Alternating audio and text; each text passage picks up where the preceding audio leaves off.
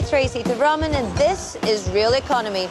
It's January, sales season, so when better to talk about your purchasing power, the brands you want to buy, and how your shopping habits are changing. On the show today, we asked Vindi Banga, senior partner at Clayton Dubilier and Rice, one of the world's oldest private equity firms, and also a board member of companies like Marks & Spencer, what do people really want? We then look at how and why our spending habits are changing during this crisis and the new opportunities online to get us to shop till we drop. Take a look at our purchasing power, basically the disposable income we have to spend here in the EU, and the story is quite different. Consumers in Luxembourg, Germany and Austria have the most to spend, while those in Latvia, Romania and Bulgaria have the least. But together, as households, our spending contributes a whopping 56% of EU GDP. So, as Gianni Maggi explains, it's really important to get those cash registers ringing in any way possible to help get out of the crisis. After the festive season, it's time to hit the high streets for the sales. It should be the best time to bag a bargain, but times have changed. 5 years of economic crisis have taken their toll. But it's not just the fault of the crisis, it's the economic model that emerged in the 20th century that's changing, and consumers are feeling the impact. I've noticed that the products are becoming more and more expensive, but the quality is suffering. So I'm careful about what I buy, at what price, and the quality, because in the end, my salary remains the same.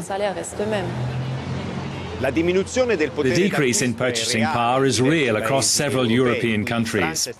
Here in France, it went down by 1% in 2012. The general situation of the economic crisis and the consequences of the measures taken by governments to combat this crisis are pushing consumers to change their behavior, giving up unnecessary spending, but also experimenting with new ways of consumption. The first thing the average consumer does in times of crisis is review their priorities, but there are other reactions, which we hear about from an expert on consumer economy. What is fairly new is that it's not enough today to buy low-end products, showing that consumers have understood the importance of quality. Since we have less money, we don't want to make mistakes. We cannot afford to get it wrong, and we need to buy quality products, not to lose money, in a way. We will change the mode of access to goods and services, and this is what we call emerging consumer trends, of which the most visible part is collaborative consumption. New emerging consumer trends include collective purchases, buying directly from the manufacturer, second-hand items, borrowed goods, renting a car or sharing it with others. Are these phenomena destined to disappear with the crisis that caused them, or will they become the new norm? I think that even if there were a clear major economic recovery, I doubt it would lead to a significant drop in new consumer trends. On the supply side, there is a real sector emerging, which is in part responsible for the spread of these practices. Especially online, we've seen startups establish extremely successful platforms for collaborative consumption. These companies are thriving. Even the large retailers are entering the emerging consumption sector to counter the competition. These alternative forms of consumption may in fact represent a new way to meet collective needs, and Europe could play a decisive role in their spread as an element of growth and competitiveness. Almost 1 out of 5 consumers in the EU can't even afford the basic goods we need. On the flip side, luxury goods have never done so well. So, are we really changed as consumers? I sat down with Vindi Banga, senior partner at one of the world's oldest private equity firms, CD&R, and began by asking him, how has this financial crisis changed the European consumer? Well, I think consumers are definitely looking far more for value. You know, typically in any consumer market, you'll have 3 segments. You have the top priced, top quality, you have the middle, and then you have the bottom end.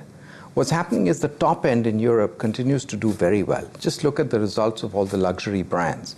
That's because there's a very small fraction of the population who are so wealthy that really this recession has had no effect on them. It's the middle that is getting really squeezed, and that's what you see on high streets across Europe. Those are the products and companies that are really feeling challenged because consumers there are feeling poorer and looking for value. We're talking about growth and growth strategies, but do companies really know what they're doing then? frankly, I think they're not doing enough. They're not reacting to this. They think this is temporary, and actually in some way, in a couple of years, this is all going to go back to the way it was. They do not understand how to make products and brands that offer really good value. By the way, value is not just about low price. It's about great quality at an affordable price. And I think for too long, people have basically pushed quality up and pushed prices up further. Now they're finding it very hard to think about this new consumer mindset who's looking for value. They just don't know how to deal with it. Do we see this in this move to e-commerce then from the high street, considering the uptake in Europe has been so uneven? I think e-commerce is here to stay, and it will grow dramatically. Now, this doesn't mean, by the way, that the high street or the stores will go away. I think what will happen is that the consumer will grow into a mix of brick and click. You can either browse at home and come and pick up in a store, or you could browse in a store and actually order from home. Various combinations will emerge, and I think companies who manage this transformation quick and the best will win big time. In Europe, we have no population growth, and we have an aging population. Now, the positive of that is that should provide opportunities. On the one hand, specialized projects for the aged. On the other hand, people are going to have to work longer just to sustain themselves. What would your one point of concern and one point of optimism be when it comes to this new European consumer? I think the biggest concern I have is that I don't believe that the companies are reacting adequately to this new value mindset. Think about water. Today you buy bottled water. It's a very expensive product. On the other hand, if you had filtration of water at the point of consumption, you could probably offer water at 1/20th the cost. Now, the question is, how do European companies harness that fantastic technology capability they have to provide value? That's the excitement. In our hunt for ease and value, almost half of us have shopped online, and that number is set to increase, with many of us expected to jump onto our nearest laptops and smartphones. And why not? It's easy. But consumer protection, fraud, high shipping costs are all some obstacles that have been faced within the e-commerce business. But as Sebastian Lebelzik reports, the EU cyber shopping world is set to become VBD. That's internet speak for very big deal.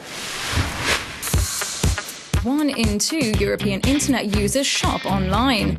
The sector has seen 18% growth per year on average and employs 2 million people, making Europe the #1 e-commerce market in the world. The UK, Germany and France are the 3 largest markets and account for 61% of the total.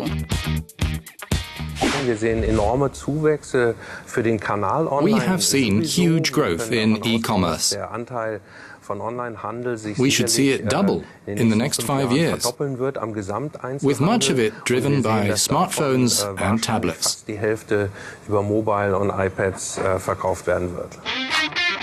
German mail-order company Otto is one of the pioneers in the sector. They launched their online enterprise 18 years ago, and now 80% of their revenue comes from e-commerce. In Germany, online sales are growing 5 times quicker than traditional sales. Low prices, more choice, the possibility to buy anywhere at any time and have it delivered quickly are the keys to this company's online success. The products arrive here in Hamburg in containers like this one. The depot alone deals with more than 200 million orders every year. With record productivity, the turnaround time from the moment the product is ordered online and the moment it leaves the depot is less than an hour. Europe is now beginning to look at how to regulate the market for online goods. We are beginning to have common rules, but we can't yet say there is a single market. However, we're convinced that the single market will come about thanks to the internet, because it allows someone to order a product in all 28 member states.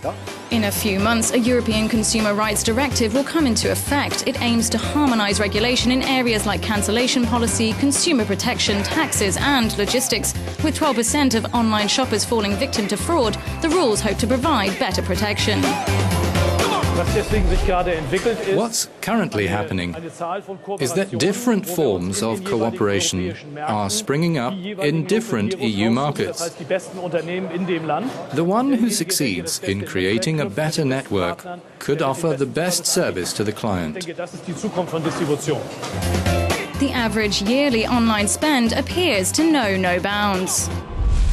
Well, that's a wrap on this episode of Real Economy. I'll see you next time to talk about the aging population of Europe and how that's impacting our growth strategies. But in the meantime, let's leave this episode with what we've been talking about, our crash course on how to calculate your purchasing power. Thanks for watching. See you next time.